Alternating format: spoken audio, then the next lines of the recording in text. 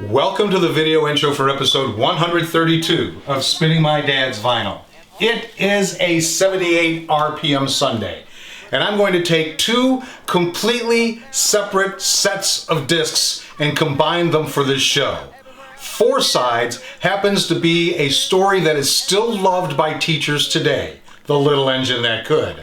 The other Four Sides is by a musical comedy genius by the name of Spike Jonze. I'm going to combine them, so please join me for Volume 132, a 78 RPM Railroad Spike.